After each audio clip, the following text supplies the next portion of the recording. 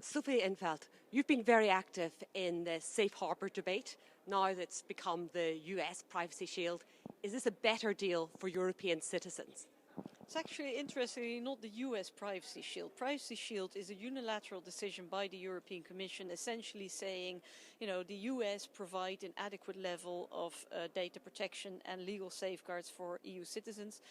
I am personally not convinced that it is sufficient because it relies almost entirely on so-called assurances by the United States, which is basically the US saying, well, trust us, we're the government, Scouts honor, we'll respect the rules. But written assurances by the president, I mean, what would that be worth, for example, if we get President Trump or when he says, well, I don't assure anything anymore. I mean, there are no real legally watertight safeguards, and that's what we need to rely on.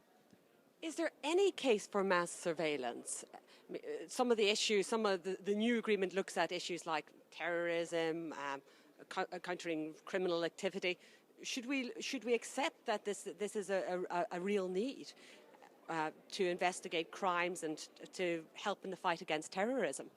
Well, in my understanding of democracy, it's like this. If government wants more powers, it needs to justify that. It needs to provide evidence that those new powers are absolutely essential, necessary and proportionate, as we say.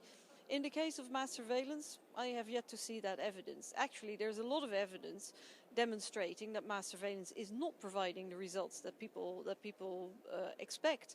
So, you cannot say there's no 100% yes or no, but I have not seen any evidence that mass surveillance actually makes us safer.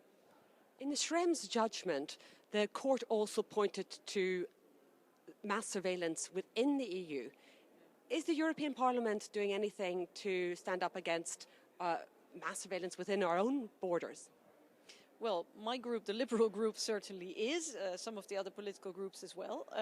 But it's true that occasionally there's a majority in Parliament that is actually supporting mass surveillance. The EPP very often, the ECR group, and sometimes with support of the Socialists, and then they have a majority.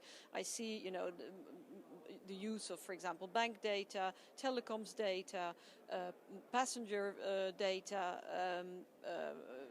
all sorts of. I mean, I'm pretty sure that there will be more proposals coming from the Commission for data retention, for surveillance of the internet. And Parliament is not always strong enough or critical enough towards these proposals.